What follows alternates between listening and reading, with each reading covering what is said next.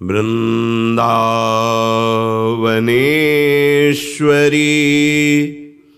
तवैव पदारविन्दम्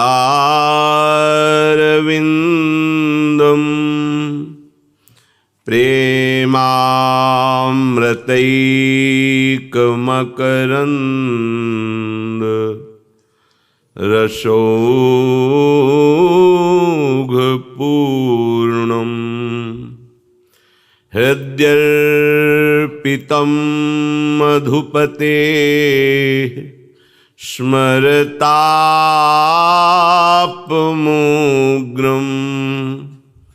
निर्वापयत् परमुशीतलमाश्रयामि निर्वापयत् परमुशीतलमाश्रयामि।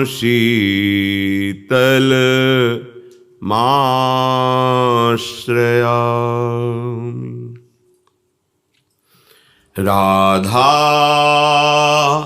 राधा राधा राधा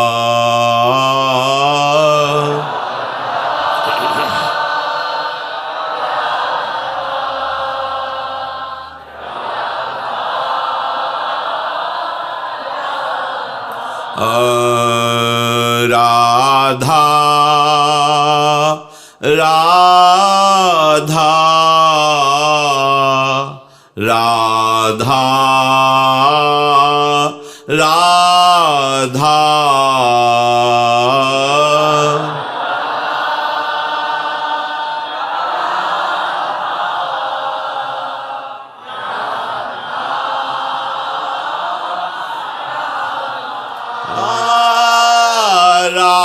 राधा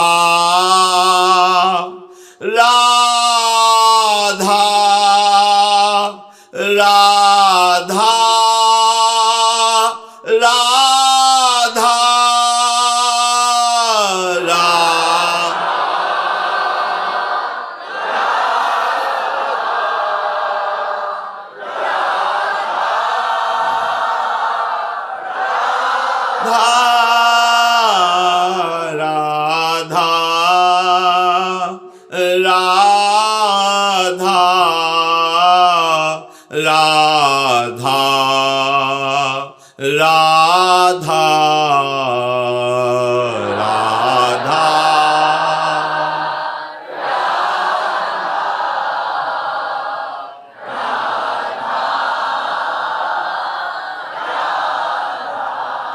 श्री राधा वल्लभ लाल की जय। परम सच्चिदानंद घन आनंद समुद्र प्रेम समुद्र ज्ञान वैराग्य भक्ति अनंत ऐश्वर्यों के स्वामी प्रभु श्री कृष्णचंद्र जी अपना परिचय श्री अर्जुन जी को दे रहे हैं। प्रभु का परिचय जानने की सामर्थ्य केवल प्रभु के शरणागत में ही आती है। प्रभु ने जो शास्त्रों में अपना परिचय दिया है, ये जब तक उपासक सब जगह से अपनी अहमता और ममता को हटाकर एकमात्र प्रभु के चरणों में नहीं समर्पित करेगा, तब तक वो ठीक से प्रभु का परिचय नहीं जान सकता।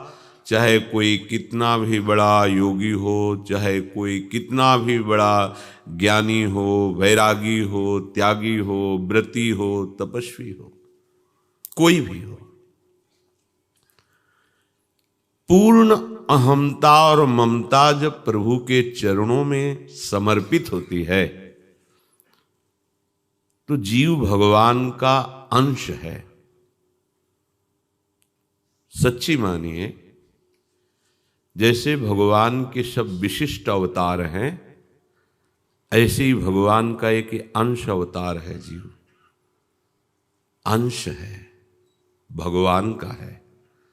तो भगवान का अंशावतार, कलावतार, ऐसे अवतार होते ना, ये भी भगवान का ही अंश है। जब किसी भी महात्मा को भगवान की कृपा से अनुभव हुआ तो चराचर जगत को अपने स्वामी के रूप में ही पाया। सो अनन्य गति जाके अस मति न टरे हनुमंत, मैं सेवक और सचराचर रूप स्वामी भगवंत।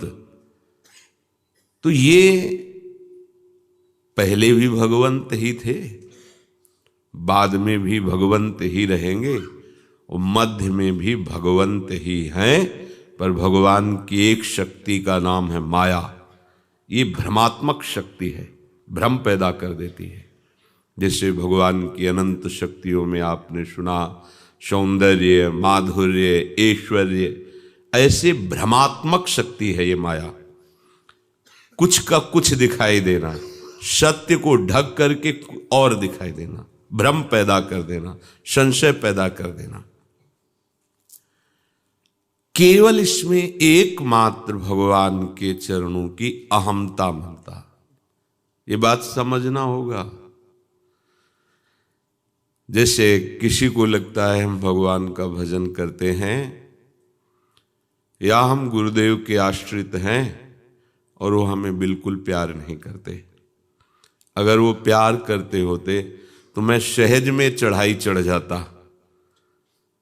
ये आप अहमता ममता को लेकर बात कर रहे हैं। नहीं, आप अपना अस्तित्व मिटाइए तो रो पड़ोगे कि आपको गुरुदेव कितना प्यार करते हैं और आराध्य देव कितना प्यार करते। कहने को दो हैं, आराध्य देव गुरुदेव वो एक ही है। उनके प्यार को समझने के लिए आपको निर्मोह होना पड़ेगा। वो निर्मोह है, उनका प्रेम सबके प्रति बराबर बरस रहा है। सब पर मोरी बराबर दाया, सब मम प्रिय सब मम उपजाए, भगवान कह रहे हैं।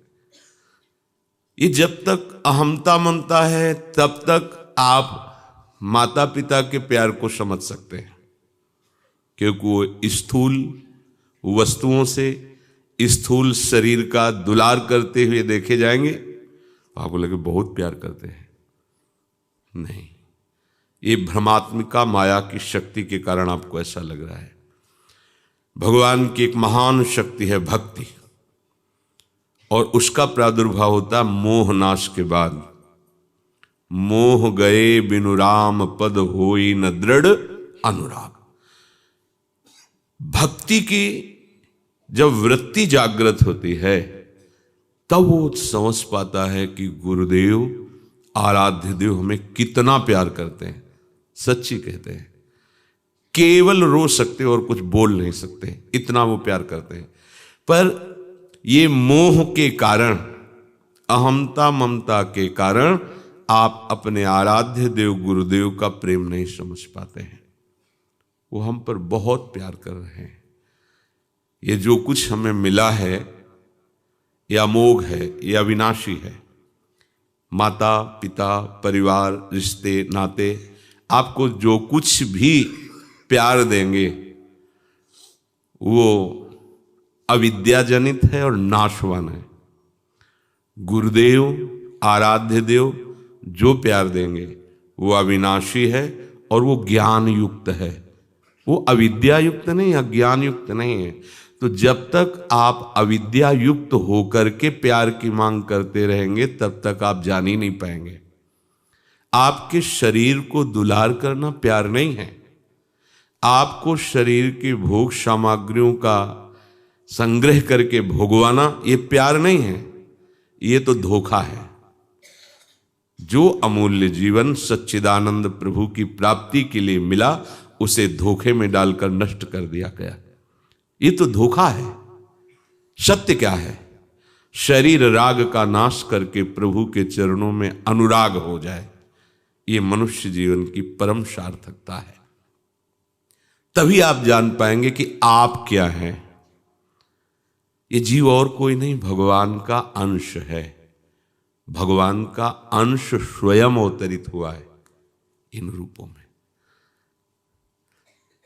चरणामृत एक बूंद हो या एक चम्मच हो या एक लोटा हो या एक बाल्टी हो या पूरा गंगा की धारा हो, गंगा जी भी तो चरणामृत है ना, चरणामृत तो चरणामृत है ना। उसे हम ये नहीं कहेंगे कि ये एक बूंद चरणामृत इसलिए और वो, ऐसा नहीं। भगवान का अंश भगवत स्वरूप है, पर आप अहमता ममता के कारण ये बात नहीं जान पा रहे और इसीलिए आप फंसे हुए हैं।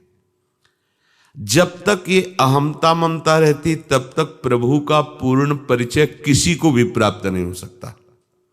और जिसको प्रभु का परिचय प्राप्त होता है उसको अपना परिचय जानने की आवश्यकता नहीं होती, क्योंकि प्रभु का परिचय अपना परिचय, अपना परिचय प्रभु का परिचय, अपना परिचय स्वरूप परिचय। जैसे एक ट्रक में गेहूं लदा हुआ है और परखी से ऐसे किया गया एक बोरे में और कुछ दाने उसमें आए, देख लिया तो पूरे ट्रक के गेहूं का वो मूल्य लगा सकता है, क्योंकि उससे समझ गया। ऐसे ही जो स्वरूप है वो उस महान आनंद सिंधु का अंश है। इसका परिचय प्राप्त हुआ तो पूरे आनंद सिंधु का परिचय प्राप्त हो जाएगा। आनंद सिंधु का परिचय प्राप्त हुआ तो इसका परिचय प्राप्त ही हो जाएगा। समुद्र का जिसको परिचय मिल गया, तरंगों को अलग से जानने के लिए कोई उसको साधन करने की जरूरत नहीं। अगर तरंग का रहस्य समझ गया तो समुद्र का परिचय जान ही जाएगा, क्योंकि समुद्र ही तरंगायमान हो रहा है। तरंग नाम की कोई सत्ता नहीं है, ऐसे जीव नाम की कोई सत्ता नहीं है। वो सच्चिदानंद घन प्रभु ही अपने अंश से अपने आप में खेल रहा है। अगर इस सिद्धांत को स्वीकार नहीं किया जाएगा तो भेद ऐसा मलिन भाव पैदा करता रहेगा कि वो भाव कभी न कभी अपने आराध्य देव पर भी आ जाएगा। कहीं एक जगह आप मलिन भाव कर लीजिए तो मलिन भाव चलते चलते अपने आराध्य देव में आ जाएगा, क्योंकि कहीं भी एक जगह ऐसी नहीं जहां आराध्य देव ना हो। इसलिए बहुत सावधानी की आवश्यकता है। भगवान अवतरित होते हैं, अपनी महिमा से उतरते हैं। जैसे कभी भगवान की महिमा का गायन होता है तो सुख मिलता है, लेकिन भक्त के प्रति भगवान का जब अपनी महिमा से उतरकर भाव देखा तो महासुख होता है। ध्यान रखना, जब भगवान की महिमा ऐसे ऐसे तो सुख होता है, हमारे आराध्य देव हैं। लेकिन जब भक्त चरित्र में ये सुनने को मिलता है कि भगवान अपने भक्त के लिए इतने महान होते हुए ऐसे लघु सेवा, तब हृदय निहाल हो जाता है। जितना उतर जाते हैं उतना ही उपासकों के हृदय में महासुख प्रदान करने वाले बनते हैं।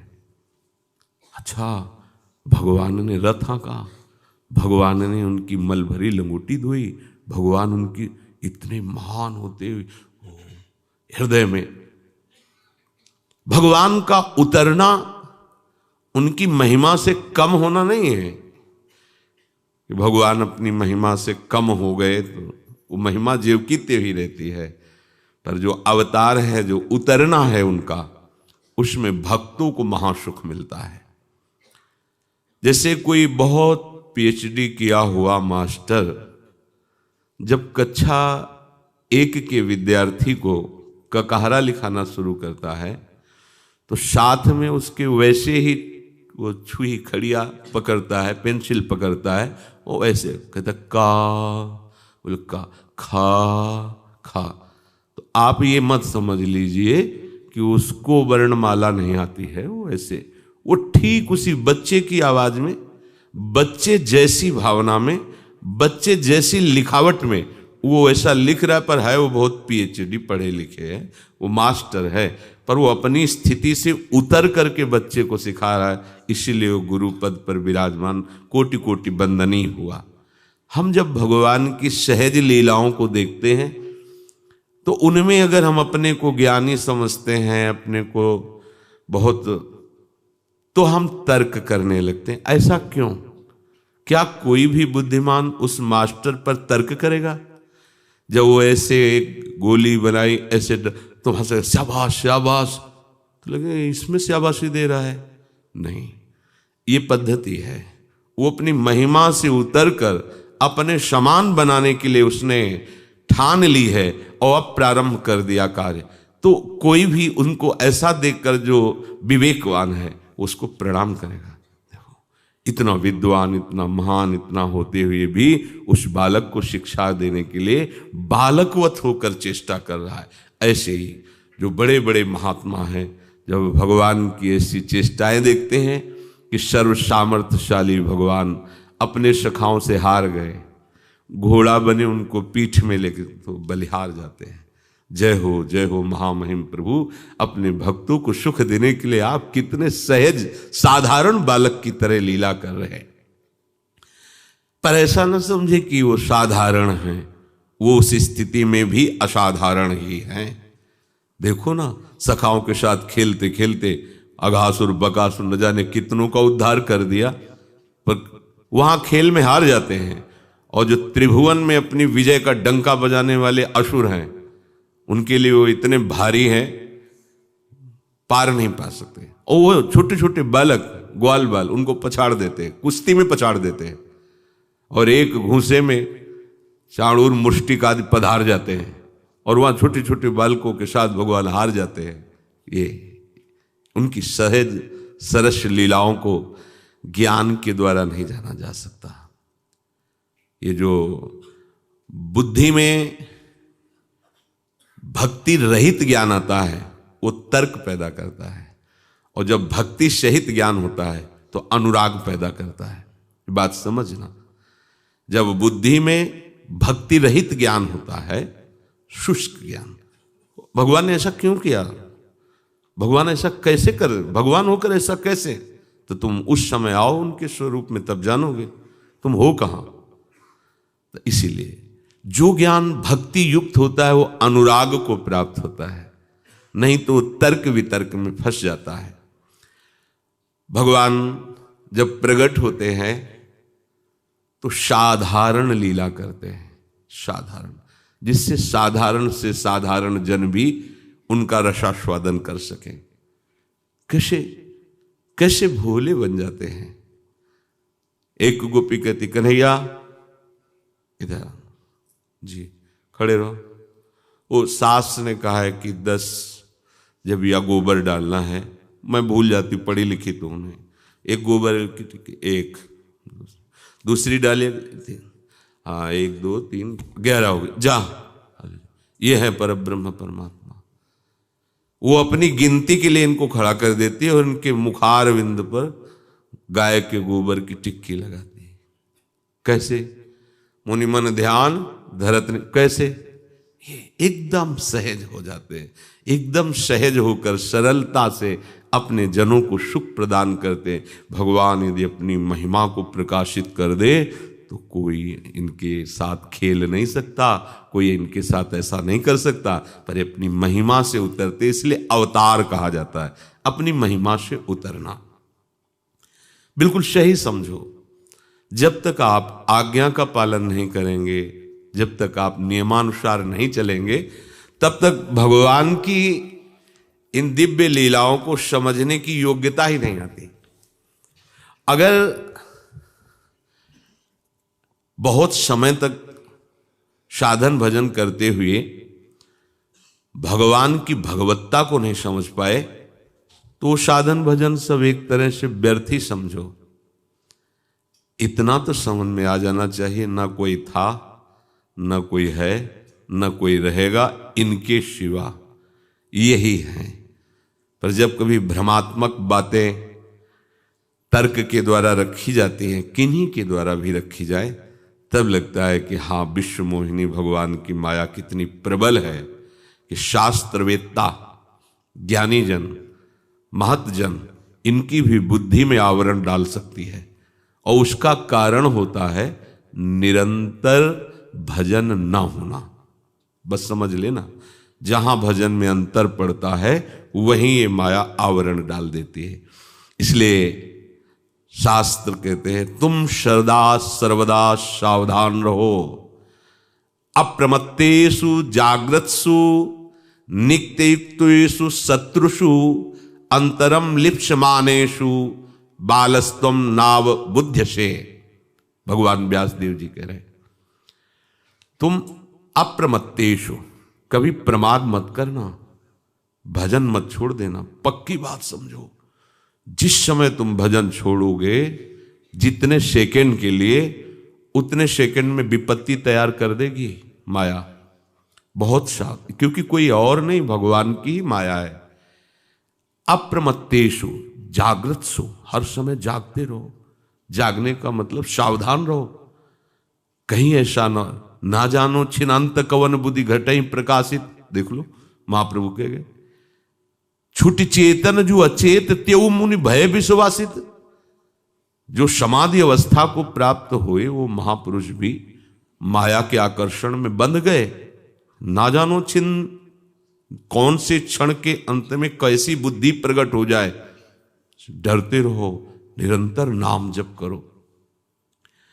तुम्हारे छिद्रों को देखने के लिए तुम्हारे दुश्मन तैयार खड़े हैं। छिद्र माने होता कमी, जहां देखा कि भजन रहित हुआ है आक्रमण कर देंगे। अप्रमत्तेषु, प्रमाद मत करो, जागृत्सु, सावधान रहो, नित्य युक्तेषु शत्रुषु, तुम्हारे ही अंदर तुम्हारा दुश्मन बैठे तुम्हारे छेद को देख रहा है, दोष को देख रहा है। अगर आपने अवसर दे दिया तो आक्रमण कर देगा वो, पता नहीं कितनी दूर फेंक देगा परमार्थ से। सच्ची मानना, इसलिए कह रहे सावधान रहो। असावधान होकर के प्रमाद में चले गए, यही मृत्यु है। असावधान मत रहना। सावधानी क्या है? सेवा सुमिरन सावधान, नाम चल रहा है, भगवत सेवा चल रही, इसके अलावा नहीं। जरा भी कहीं कोई अहम छुआ, जरा भी भजन छूटा, कहीं अहमता ममता की, ये बड़ा सूक्ष्म मार्ग परमार्थ है, छूट जाएगा, आपको पता भी नहीं चलेगा। तुम्हारी आयु के दिन गिने जा रहे हैं, एक एक श्वास तुम्हारी क्षीण होती जा रही है। अहाशु गण्यमानेषु क्षीयमाणे तथायुषि जीविते लिख्यमाने च किमुत्थाय न धावसि। एक एक श्वास तुम्हारी कम होती जा रही है। तुम्हारी श्वासें लिखी हुई हैं, उनमें एक भी जुड़ नहीं सकती, एक भी नहीं जुड़ सकती। इसलिए सावधान, तुम भागो, प्रभु की तरफ भागो, अर्थात निरंतर भजन करो। जो बुद्धि मोह में डूब गई है उनसे भजन नहीं बनता, वो द्वेष करते हैं, वो कुमार्ग का चिंतन करने लगते हैं। उनकी तो क्या बात, जो ऐसों का अनुसरण करते हैं उनको भी नरक भोगना पड़ता है। इसलिए महान भजन बल से संपन्न बनो। जो भजन बल से संपन्न महात्मा है उन्हीं के संग से संतुष्ट रहो। हमारी संतुष्टता का विषय क्या होना चाहिए? भगवत प्रेमी महात्माओं का संग। आहा, अब मोय भाव भरोस हनुमंता, बिनु हरि कृपा मिले ने। बड़ा संतोष हुआ, हरि की कृपा है, हमें संतों का समागम प्राप्त हुआ। जो शास्त्र परायण हैं, धर्म पथ पर चलते हैं, तुम उन्हीं की सेवा में रहो, उन्हीं ही अपना प्रिय संबंधी समझो और उन्हीं से ही कर्तव्य संबंधी प्रश्न करो। जो भजन करने वाले संत जन हैं उनके मत को जानो और अपनी बुद्धि को कुपथगामी मार्ग से हटाकर उनके बताए हुए मार्ग पर चलो। जिसकी केवल वर्तमान सुख पर दृष्टि रहती है उसको भावी महान परिणाम में दुख भोगना पड़ता है। आद्य कालिकया बुद्ध्या दूरेष्व इत निर्भया सर्वभक्ष्यान पश्यन्ति कर्म भूमि मचेतशः। जिसकी केवल वर्तमान पर सुख बुद्धि रहती है, वर्तमान में अच्छे अच्छे कहे जाने वाले भोग, मनमानी भोग भोग रहे, आगे जो होगा क्या किसने देखा है? नहीं। जिसकी वर्तमान में सुख पर दृष्टि केवल रहती है उसकी बुद्धि भावी परिणाम में बहुत दुख देने वाली है। ध्यान रखना है, शास्त्र है। जो अपनी बुद्धि को वर्तमान में भजन में लगाता है, चाहे जितना दुख हो, निश्चिंत हो जाओ, निर्भय हो करके महान सुख को प्राप्त होगा, उसका परिणाम महान सुख होगा।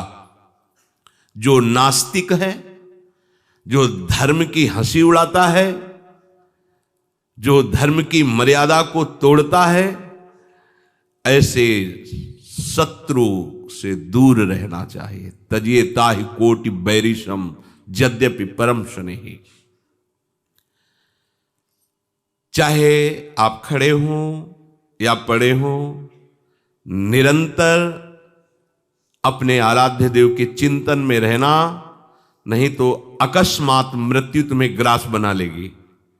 तिष्ठन्तम च शयानम च मृत्युरन्वेषते यदा निर्वृत्तिम लभते कस्माद कस्मान मृत्यु नाशिता।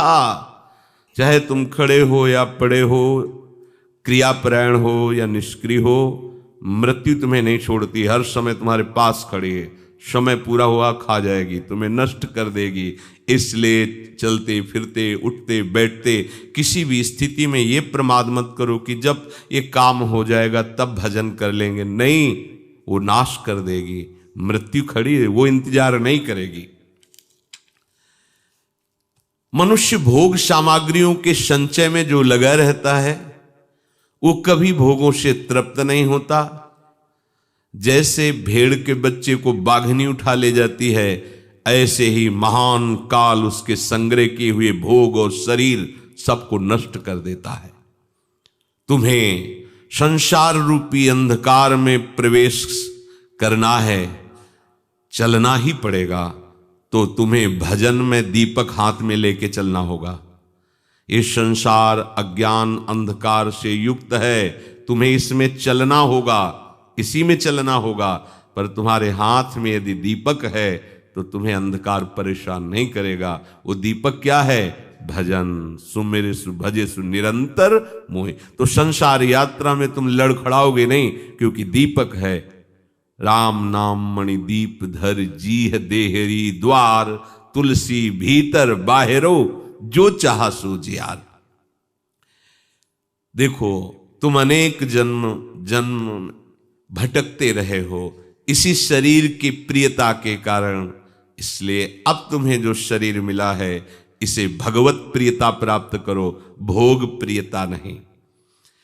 इस शरीर को पाकर जो भोगों के अनुराग में बर्बाद कर देता है, जो इंद्रिय संयम नहीं करता, जो भजन नहीं करता, वो बार बार पछता करके दुख भोगता है।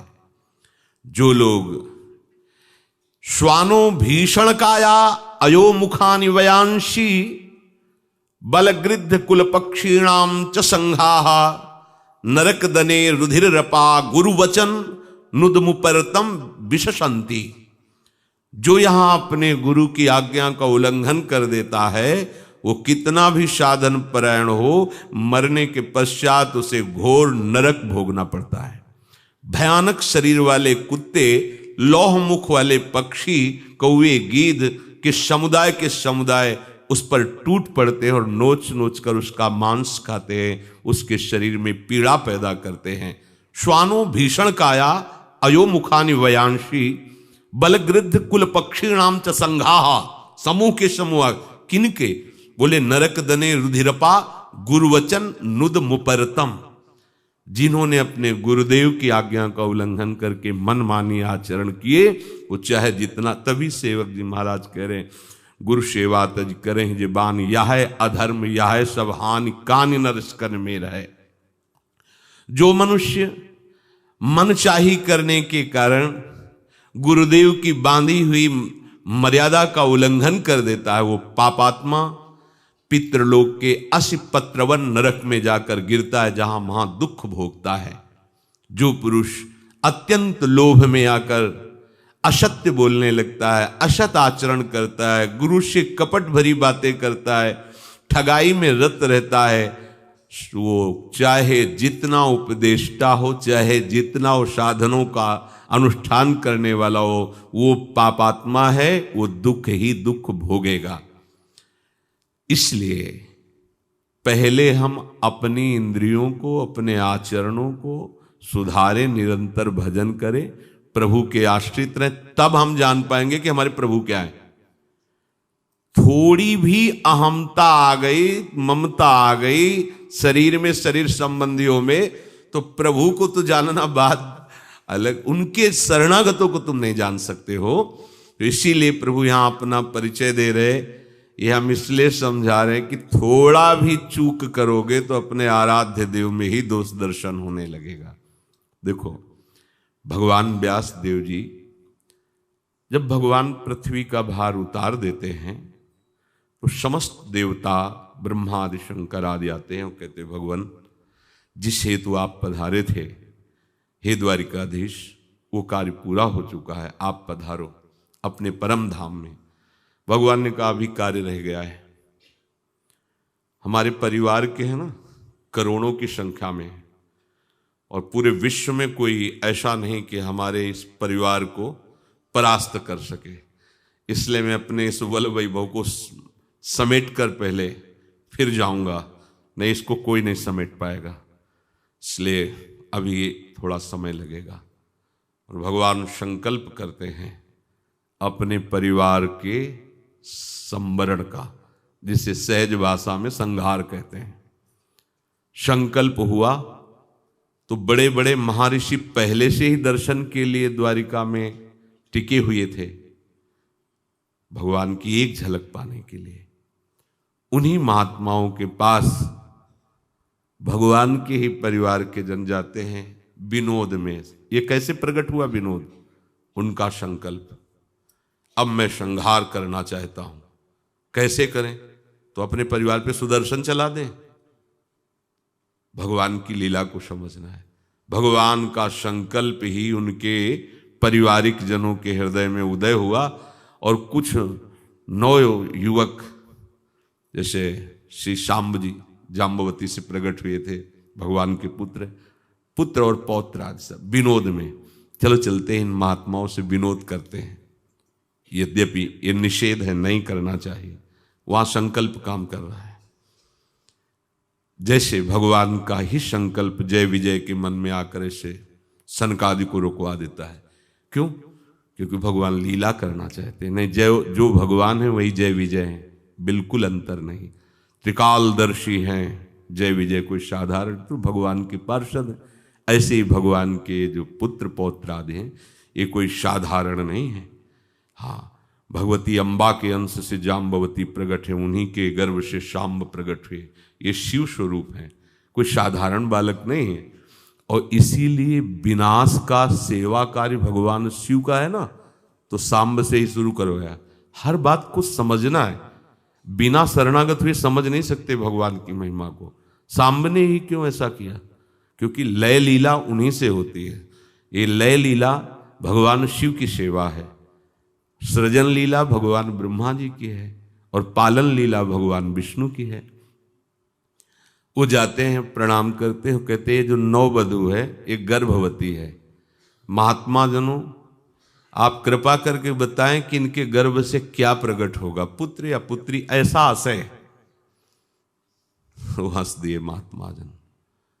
उनका हंसना भगवान का संकल्प लागू होना। बोले इससे वो प्रकट होगा जो तुम्हारे वंश का विनाश करेगा। हाहाकार मच गया। जे ही पेट खोला तो इतना बड़ा मूसल निकला। किसी ने भगवान से सलाह नहीं ली। महाराज उग्रसेन के पास की ऐसा कहा, इसको रगड़ करके समुद्र में फेंक दो। जो कील थी मछली खा गई, वो बहेलिए नहीं ली, और वही अंतिम समय भगवान के श्री चरणों पर उसी की बाण की नोक बनाकर मारा। आप भी अलग नहीं रहे, उस श्राप को आप भी ने स्वीकार किया, और वो एक तलवार जैसी, वो जो चूरा था तलवार जैसी पत्ती वाली घास तैयार हुई, बिल्कुल सुदृढ़, मारे तो गर्दन एकदम उतर जाए ऐसी। ना भगवान से किसी ने सलाह ली, ना भगवान से किसी ने कहा कि आप इस विषय में भगवान कितने सामर्थ्यशाली हैं। एक बार एक महात्मा, शायद उतंग के नाम में हमें संशय है क्योंकि बहुत काल हो गया इतिहास से पढ़े, भगवान महाभारत का युद्ध कराकर वापस आ रहे थे तो वो महान तपस्या और भजन में लगे थे। उनको कृतार्थ करने के लिए रथ रोका और उनके आश्रम में गए। उन्होंने अर्घपाद आदि दिया, सम्मान किया, पर अंदर से रोष दृष्टि से कहा कि तुम्हारे होते हुए कौरवों का विनाश हो गया, तुम चाहते तो बिल्कुल नहीं होता, इसलिए मैं तुम्हें शाप देता हूं। जल लिया। जब शाप देने को उद्यत हुए तो भगवान मुस्कुरा दिए और कहा, तुम्हारी तपस्या और तुम्हारा शाप कितना बड़ा है, जरा देखो हमारे। देखा तो वो भगवान का महामहिम रूप, कांपने लगे, हाथ से जल गिर गया। त्राहिमाम शरणं, भजन करो। तुम्हारी तपस्या, तुम्हारा ये सब क्या है, कांप गए। अगर भगवान एक बार जाकर ऋषियों से तो कोई, लेकिन कुछ नहीं, अनुमोदन ही किया। सबकी बुद्धि प्रेरित हुई, सब एकत्र हुए महान पवित्र तीर्थ, और वहीं सब, और भगवान पीपल के नीचे बाएं चरण पर दायां चरण चढ़ाए, सब देखते रहे, कुछ नहीं बोले। सब पधार गए, विमान आया, सरकार भी अपने अंतर ध्यान। अब उनके संकल्प को देखो ना, भगवान की लीलाओं को जानने के लिए भगवान में तन्मय होना है। भगवान से विलग होकर के थोड़ी भगवान की लीलाएं जान सकते हो। संसार में तन्मय होकर के तुम संसार का रहस्य नहीं जान सकते। संसार से विलग होइए, बैरागी बनिए, तब संसार का रहस्य जानोगे। और भगवान से विलग होकर भगवान का रहस्य नहीं जान सकते। भगवान में तन्मय होइए। जरा भी चूक हुई तन्मयता में तो क्यों में खड़ा हो जाएगा। नहीं तो भगवान में तन्मय हुए तो आपको पता चल जाएगा कि सारा खेल वो अपने आप से अपने आप में कर रहे हैं। अनंत ब्रह्मांडों के नायक प्रभु ये बता रहे हैं कि मैं किन अवसरों पर आता हूं। भगवान कह रहे हैं अर्जुन जी से, यदा यदा हि धर्मस्य ग्लानिर्भवति भारत अभ्युत्थानमधर्मस्य तदात्मानं सृजाम्यहम्।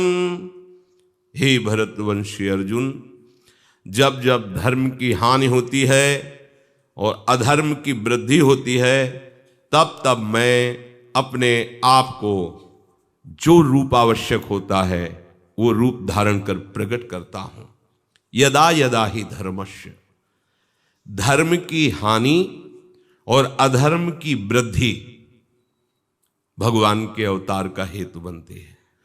भगवत प्रेमी, धर्मात्मा, सदाचारी, निरपराध और निर्बल मनुष्यों पर जब नास्तिक, दुराचारी, पापी और बलवान मनुष्यों का अत्याचार बढ़ जाता है और कोई भी उनको रोकने में समर्थ नहीं होता, तब भगवान स्वयं अवतरित होते हैं। जब कोई रोकने में समर्थ नहीं होता, जैसे कह दे कि अभी तो बड़ा अत्याचार, अभी साधु महात्माओं को खाया जा रहा है क्या?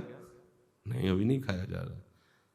जब भगवान राम प्रकट हुए थे तो देखो उस समय हड्डियों के ढेर को देख के पूछा है क्या है, तो उन्होंने कहा जान करके अनजान की तरह पूछते हो प्रभु, ये सब ऋषियों की हड्डियां हैं, महात्माओं को राक्षसों ने खा डाला है।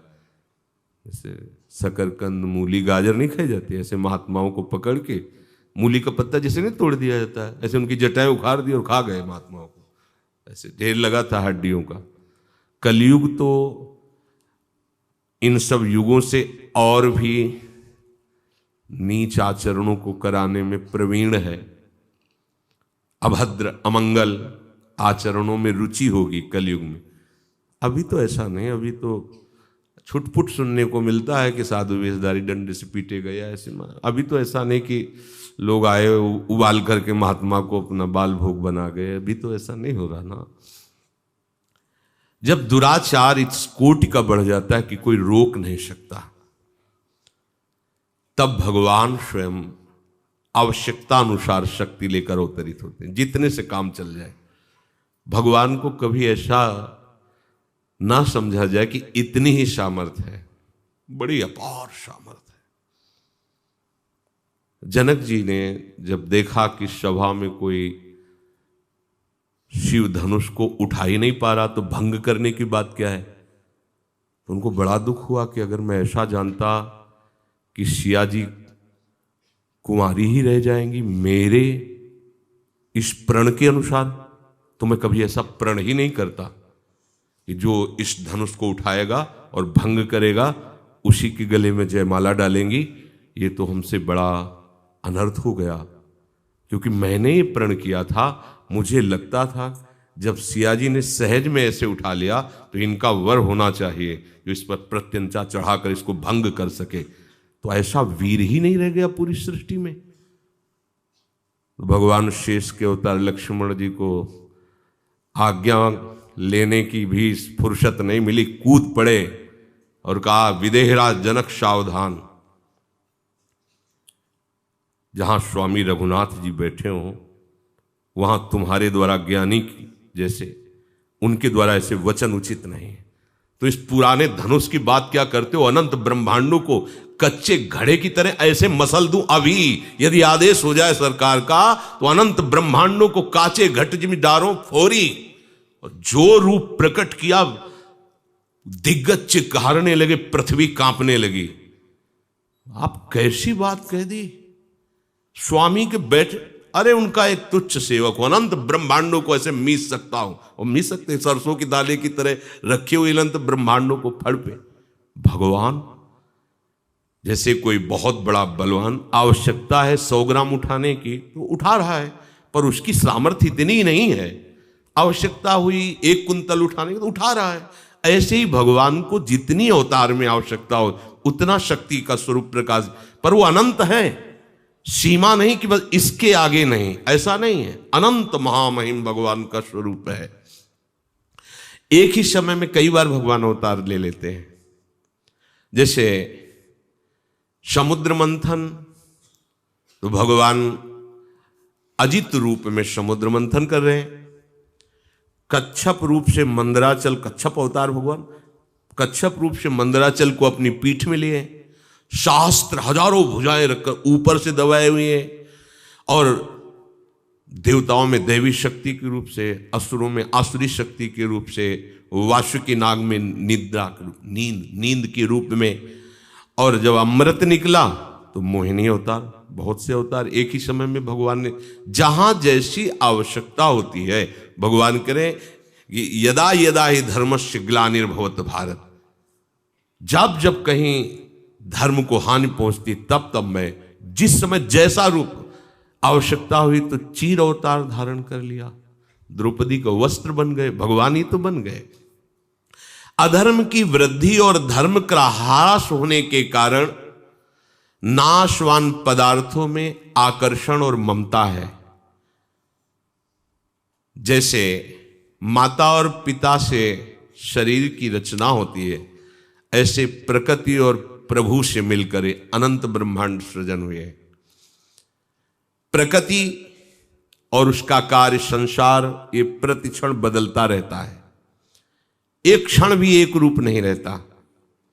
पर प्रभु और प्रभु का अंश जीवात्मा ये कभी नहीं बदलता, एक जैसा रहता है। संपूर्ण देश में, काल में, योनियों में एक ही, उसमें कोई परिवर्तन नहीं होता। प्रकृति बदलती रहती, शरीर बदलते रहे, स्वभाव बदलता रहा, लेकिन जो जीव है वो वैसे का वैसा, क्योंकि प्रभु एक रस तो उनका अंश भी एक रस। जब कहीं अनित्य उत्पत्ति विनाशशील प्राकृतिक पदार्थों की भोग इच्छा बढ़ने लगती है तो राक्षसी भाव आ जाता है। कई बार सत्संग में कहा है, स्वसुख वांछा जितनी बढ़ेगी उतने ही तुम राक्षसी स्वभाव से युक्त हो जाओगे, और तत्सुख भाव जितने बढ़ेगा उतने ही तुम दैवी शक्ति से संपन्न और महात्मा कहे जाओगे। सुख भोगने की इच्छा ही इतनी बढ़ जाती है कि वो मनुष्य रूप में दिखाई देता है पर होता राक्षस है वो। ऐसा पतन होने लगता है। भोग संग्रह में इतनी आसक्ति बढ़ जाती है कि न वो धर्मात्मा देखता है, न महात्मा देखता है, न पूज्य जन देखता है, न गुरुजन देखता है, बस पापाचरण बढ़ता ही चला जाता है। कलह, विद्रोह, द्वेष, मार काट, ऐसा।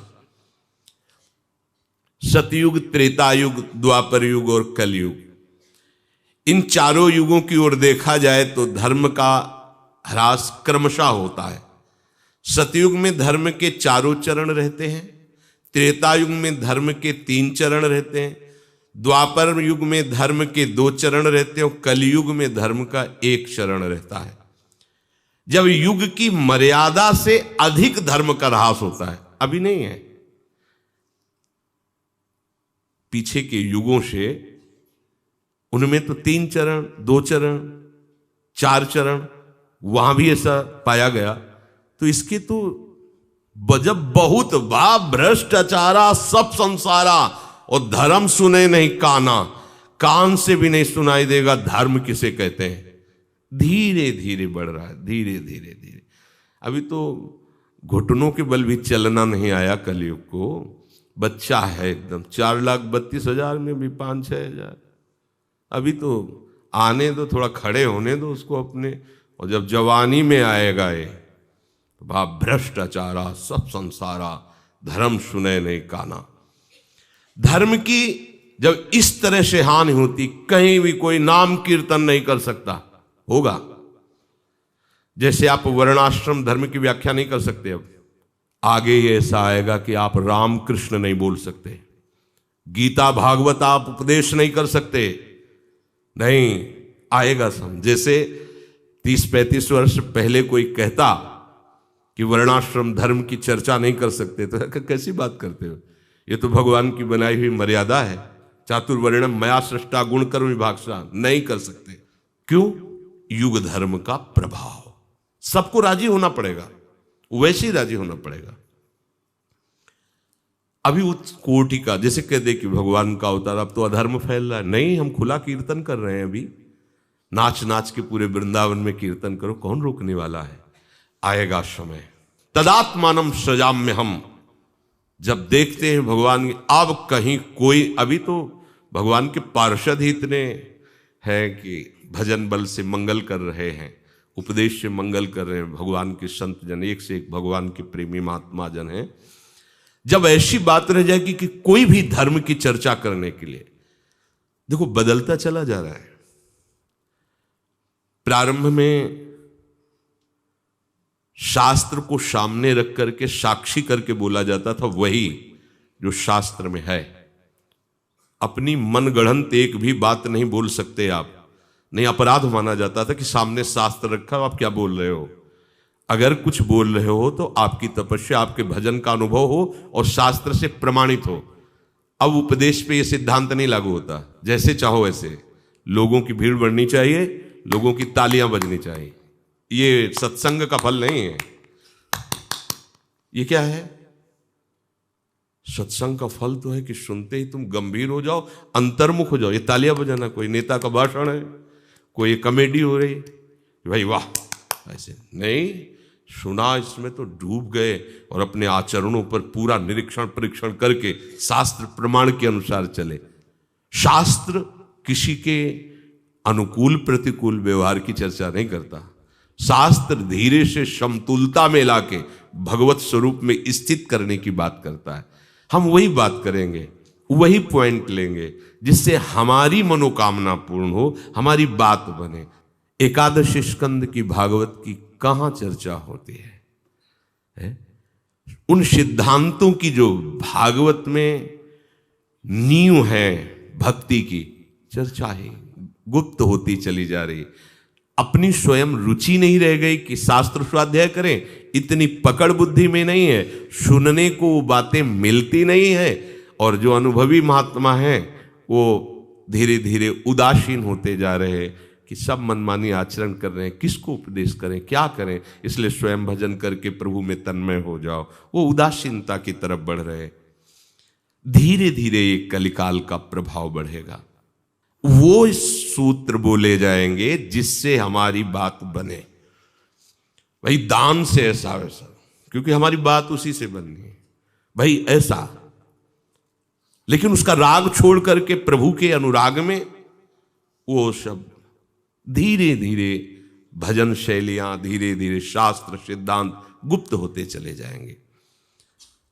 धर्म की हानि और अधर्म की वृद्धि होने पर लोगों की प्रवृत्ति केवल अधर्म में हो जाती है। ये बहुत बड़ा दुर्भाग्य बढ़ता जा रहा है कि अपने लोग ऐसा समझाने लगे हैं कि देखो तुम कितना भी पाप करके पैसा कमाओ, अगर आप दान करते हो, उसका संत महात्माओं की सेवा में लगाते हो, तो तुम्हारा वो पैसा पवित्र होगा और तुम्हें पुण्य लाभ होगा। ऐसा भ्रम मत पालना, कभी न पालना। मान लो बात, अगर आप पाप कर्म करके हिंसा वृत्ति से, अपवित्र वृत्ति से धन और उसका कुछ हिस्सा संतों को दोगे, तो संतों की बुद्धि भी अपवित्र हो जाएगी, भगवत विमुख हो जाएगी। वो तो तुम्हारा साधारण लौकिक और ये बड़ा असाधारण पाप बन गया कि जिन्होंने भगवान के भजन का व्रत लिया था, उनकी बुद्धि में आपका धन जाकर के भ्रम पैदा कर दिया, वो भ्रष्ट हो रहे। ये पाप तुम भोग नहीं पाओगे। वो पाप भोगने के लिए एक उपाय है, संत संग करके और अपने आचरणों को सुधारो, भजन करो तो निष्पाप हो जाओगे। एक परमहंस जी एकांत जंगल में भजन परायण थे, कंदमूल फल खाते थे। द्रौपदी जी के प्रश्न पर भीष्म पितामह जी ने दृष्टांत दिया था। जब भीष्म जी सरशैया पर धर्म का उपदेश युधिष्ठिर जी को कर रहे थे, तो द्रौपदी जी मुस्कुरा रही थी। द्रौपदी जी पर दृष्टि गई तो क्या उपदेश, अगर कोई विनोद की बात है तो मुस्कुराओ तो ठीक है, नहीं तो लगता है उपहास कर रहे हो। तो ऐसा ही कुछ भीष्म, बेटी इस समय तुम्हारे मुस्कुराने का मतलब, अच्छा तुम साधारण नारी हो नहीं, तुम्हारा मुस्कुराना व्यर्थ होगा ही नहीं, तो क्या कारण है? तो बोले मुझे कुछ ऐसा प्रश्न आ रहा है कि ये वही धर्मात्मा बोल रहा है जिससे मैं चीख चीख के पूछ रही थी क्या यह धर्म है। उस समय उत्तर नहीं दिया जा रहा था और आज बड़े बड़े धर्म के व्याख्यान कर रहे, ये वही धर्मात्मा भीष्म है। तो उनका हाँ बेटी तुम्हारा प्रश्न ठीक ही है, उस समय मैं पापी दुर्योधन के पक्ष में उसका अन्न खाता था, इसलिए मेरी इतनी सामर्थ्य नहीं थी। आज 6 महीना बाणों से बिंधा हुआ, रक्तस्राव होकर भयंकर कष्ट भोगा, अब बुद्धि पवित्र हो गई, अब जो बोलूंगा वो ठीक निर्णय होगा। तब उदाहरण दिया था इन परमहंस जी का कि एकांत में रहते थे, कंदमूल फल खाते थे, कभी किसी नगर में भिक्षा के लिए भी नहीं जाते थे। एक दिन चक्रवर्ती सम्राट उधर गया और इनको देखा, बड़ी श्रद्धा हुई, प्रणाम किया और बहुत प्रार्थना की कि आप महल पधारिए। कई बार गए, प्रार्थना की तो उनका हृदय द्रवित हो गया। महल आए, बड़ा स्वागत किया गया और महारानी ने स्वयं अपने हाथ से सुंदर सुंदर भोग पकवान बनाए, उनको पाए, उदासीन होकर चले आए। कोई सम्मान उसका, कोई उनको प्रभाव नहीं पड़ा। दूसरे दिन स्मृति आने लगी, तीसरे दिन तन्मयता बढ़ने लगी कि यार वो अब कंदमूल फल की तरफ हेरना भी अच्छा ना लगे। वो खीर, वो गरम गरम पूड़ी, वो कचौड़ी, वो बहुत अच्छा था, कभी फिर राजा बोले तो अच्छा रहेगा। कई बार पहले प्रार्थना की तो अस्वीकार, अब अंदर से चाह। राजा आए, बहुत अंदर से प्रसन्न हुए, कि कहेगा जरूर। बोले महाराज कभी पधारे, बोले आज ही चलिए, ज्यादा प्रार्थना नहीं कर। चल गए। फिर वही सुंदर सुंदर पकवान पाए तो देखा ऐसे तो बड़ा सुंदर हार रखा हुआ था। रानी अवसर देखा जब, क्योंकि दास दासियों से सेवा नहीं स्वयं रानी कर रही थी, वो उठे और वो हार उठाया, अपनी झोली में डाल लिया, चुपचाप पाए और बस निकल लिया। हाँ आशीर्वाद निकल। जब वो चले गए तो महारानी ने कहा इस महल में जितने दास दासियां हैं ये सब हमारे इतने विश्वसनीय कि हम अपने पर भले संशय कर लें, उन पे नहीं कर सकते। और हमारा जो हार श्रृंगार का गया वो आपके महात्मा ही ले गए हैं। ऐसा राजा से, राजा ने कहा बिल्कुल मत, ऐसा उच्चारण भी मत करना, हम आपके लिए एक की जगह कई हार बनवा, ऐसा शब्द उच्चारण करने पर हमारे देश के महात्माओं की महिमा पर ये कलंक होगा, आप मत बोलिए। तो बोले जब चुरा ले गए हैं तो बोलूं क्यों ना? तो नहीं, बिल्कुल चुप रहे। वो बड़े धर्मात्मा थे।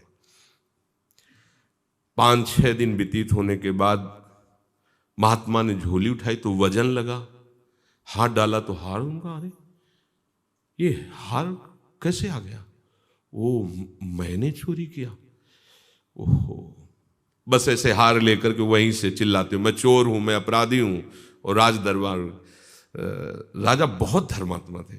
उन्होंने हाथ जोड़कर कहा, महाराज बस मैं यही देखना चाहता था कि आप महात्मा जन कितने त्यागी हैं। अहोभाग्य कि हमारे देश में आप जैसे महात्मा हैं। ये हार मैंने स्वयं आपकी झोली में डाला था, सभा में कि कहीं संत की महिमा कलंकित ना हो जाए। राजा ने अपनी बात संभाली, महर ले गए। मैं कहा, महाराज आप ही चुरा कर ले जाने वाले, वो आप ही ऐसे वापस करने वाले? मेरी बुद्धि नहीं काम कर रही थी। यदि आपको चुराना ही था तो फिर हमने तो प्रश्न नहीं किया, फिर वापस क्यों किए? वो ऐसे वापस ही करना था तो चुराए क्यों? बोले ये प्रश्न हम आपसे करते हैं।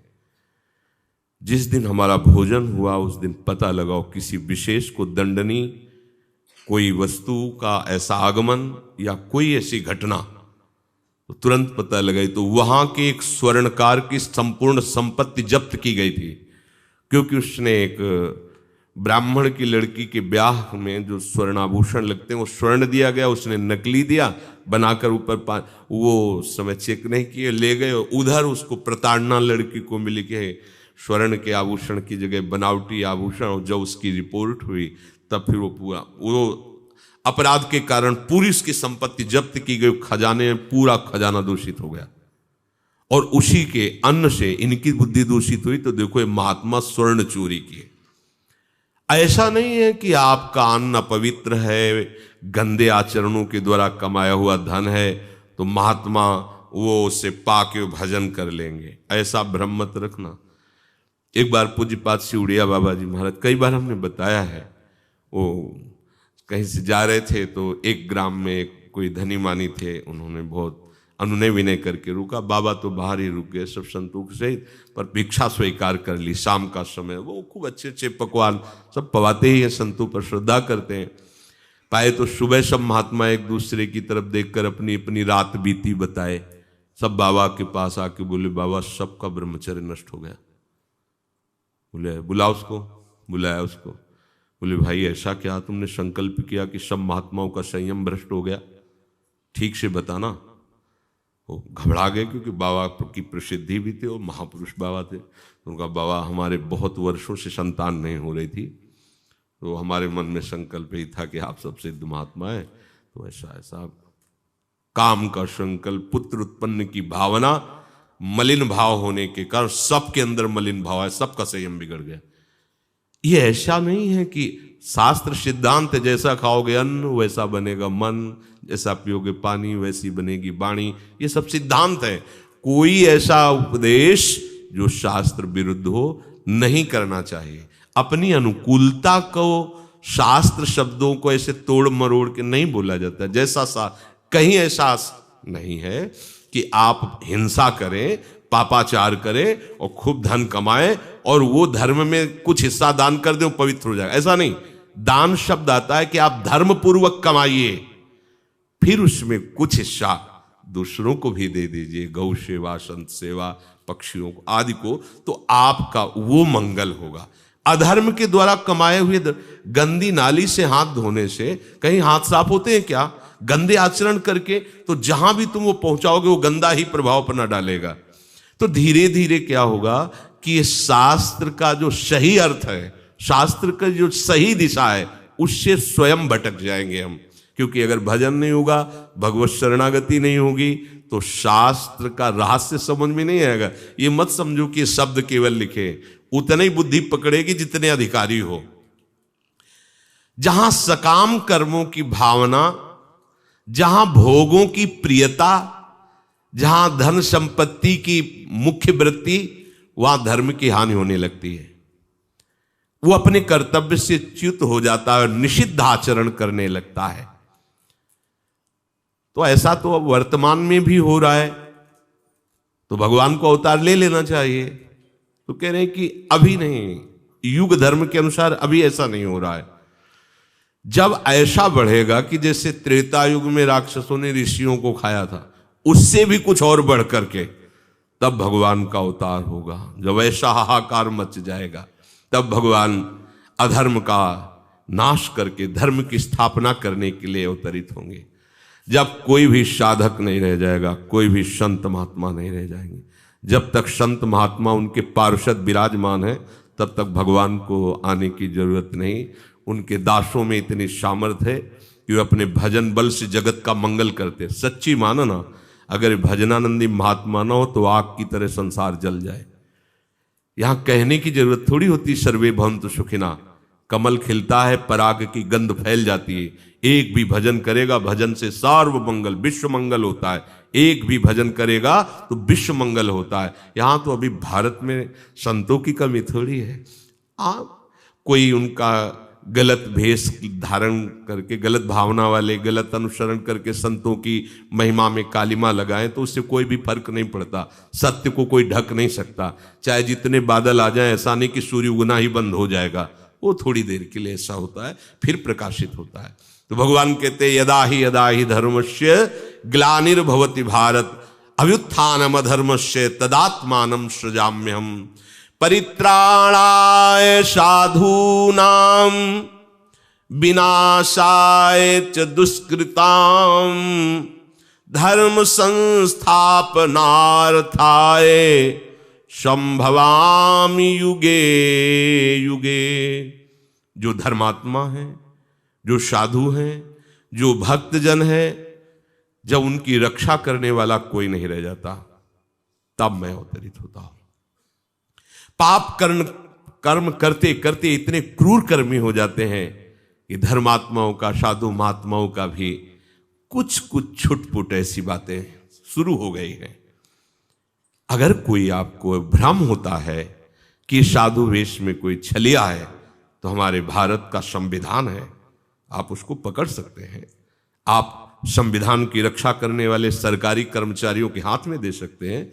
आपका अधिकार नहीं है कि आप स्वयं न्यायाधीश बनकर दंड दे दें, ऐसा अधिकार नहीं। समाज को सुरक्षित रखने के लिए हमारे देश में संविधान बनाया गया है। उस संविधान के अंतर्गत उसकी रक्षा के लिए सेना है, शासक, कर्मचारी जन है। अगर आपको कोई लगता है कि छलिया है, ये बच्चा चुराने वाला है, या ये पाखंडी है, तो आप उस सरकार के हाथ में दे दीजिए, वो दंड देगा। आपको दंड देने का अधिकार ऐसा नहीं कि पशुओं की तरह घेर करके उसको मार डाला जाए। यह अधिकार तो कहीं किसी के लिए, घोर पापी को भी ऐसा आपको करने का अधिकार नहीं, क्योंकि हमारे सरकार का शासन है। आप सरकार को समर्पित कीजिए, न्यायालय बना हुआ है, उस पर न्याय किया जाएगा। फिर कोई साधु वेश में है, हो सकता है कोई पाखंडी भी ऐसा हो सकता है, हम उसको नहीं कहते कि सब सत्य ही हो सकता है, पर अपना कानून भी है, अपना संविधान है, संविधान के अंतर्गत चलना। जब सरकार का संविधान नहीं और शास्त्र का संविधान नहीं, ऐसा अत्याचार पूरे विश्व में बढ़ जाएगा, तब भगवान का अवतार होता है। अभी तो संविधान है, ऐसा नहीं है, पर छुटपुट ऐसी बातें होती है। साधुओं की रक्षा, भक्तों की रक्षा, जब पाप कर्मी लोग ऐसा अत्याचार करने लगते हैं तो भगवान इनकी रक्षा के लिए अवतरित होते हैं और उन पापियों का विनाश करते हैं, धर्म की भली भांति स्थापना करते हैं। इसीलिए भगवान युग युग में अवतरित होते हैं। भगवान के अवतार में और संतों के अवतार में यह अंतर होता है। भगवान दुष्ट का विनाश करते हैं और संत दुष्टता का विनाश करते हैं। घोर पापी को भी महात्मा बना देते हैं। राम राम जप, कृष्ण कृष्ण जप, उसको सुधार करके उसका नाश नहीं करते, उसको मारते नहीं हैं। इसीलिए प्रभु के दासों की महिमा प्रभु से बढ़कर के गाई गई कि वो पापी और दुष्ट को मारते नहीं हैं, उसकी पाप प्रवृत्ति और दुष्टता का नाश करके उसे महात्मा भगवत प्रिय बना देते हैं, भगवत प्रिय बना देते हैं। भगवान कृपा करके हम सबकी बुद्धि ऐसी शुद्ध करें कि उनके नाम जप, उनके लीला गायन, उनकी सेवा और उनके भक्तों में कभी संशय न हो। ये बुद्धि धोखेबाज है, कभी भी धोखा दे सकती है। इसलिए भगवान से प्रार्थना करनी चाहिए, नित्य प्रार्थना करनी चाहिए, हे प्रभु आप हमारी बुद्धि को ऐसे शुद्ध करो कि आपके नाम में संशय न हो, आपके लीला चरित्र में संशय न हो, आपके भक्तों में संशय न हो। ये जन्म अगर नाम, लीला चरित्र और भगवत सेवा, भगवत भक्तों में कभी संशय ना हुआ तो निश्चित भगवत प्राप्ति हो जाएगी। बहुत सहयोग भी है कलयुग का, बहुत सहयोग है। जो 10,000 वर्ष की तपस्या से फल मिलता था वो 24 घंटे नाम कीर्तन करने से प्राप्त हो जाता है। इसलिए सब सावधान रहे, बुद्धि को दूषित होने में देर नहीं लगेगी। पक्का समझ लीजिए, एक क्षण में बुद्धि, सम्राट परीक्षित धर्मात्मा है, गर्भ में ही भगवत साक्षात्कार हुआ है। क्योंकि जो ब्रह्मास्त्र के तेज से बचाने के लिए भगवान गए तो गर्भस्थ शिशु को उसी समय उनका अनुभव हुआ है। भगवान बड़े कृपालु हैं। देखो, कलयुग ने उनकी बुद्धि में भी भ्रम पैदा कर दिया।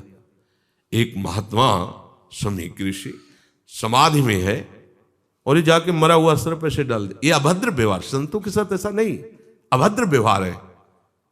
पर बुद्धि कलयुग जब ऐसे महापुरुष की बदल सकता है तो अपने लोग तो मच्छर हैं, उनके सामने क्या है। वो तो भगवान के निज जन है, भगवान के भांजे हुए अभिमन्यु जी, सुभद्रा पुत्र अभिमन्यु, अभिमन्यु पुत्र परीक्षित, बिल्कुल नजदीक भगवान की। और वैसे भी भगवान के महान भागवत पांडव वंश में प्रकट हुए। भगवान ने गर्भस्थ शिशु की रक्षा की, भगवान ने ही जीवन दान दिया। ऐसे महापुरुष की बुद्धि भी कलयुग बदल सकता है। तो अपने लोगों की, हाँ, एक उपाय है कि नहीं बदल पाएगा, हर समय राधा राधा राधा। फिर कलयुग की क्या, भगवान की भी ताकत नहीं, फिर किसी की ताकत नहीं, राधा राधा राधा, कोई बाधा नहीं, बिल्कुल मंगल। तो डरते रहो। जैसे हमें पता हो कि इस गली से जाएंगे तो लुटेरे मिलेंगे, मार डालेंगे, छीन लेंगे। अच्छा, ये बोलोगे तो वो नहीं मारेंगे, तो फिर आप वही बोलते चले जाओगे। संसार बहुत बड़े लुटेरों से भरा हुआ, काम क्रोध लोभ मोह मद मत्सर पग पग पर। अगर राधा राधा बोलोगे तो कोई बाधा नहीं रहेगी, बस इसे पकड़े रहना, उठते बैठते चलते फिरते राधा राधा राधा राधा। अगर भगवद स्मरण चल रहा है, यश स्मरण मात्रेण जन्म संसार बंधनात् विमुच्यते नमस्तस्मै विष्णुवे प्रभु विष्णुवे। भगवान का स्मरण चल रहा है तो कभी भी कोई भी हमें हमारे मार्ग से भ्रमित नहीं कर सकता। स्मरण छूटा हानि हो गई, इसलिए नाम जप करते रहो।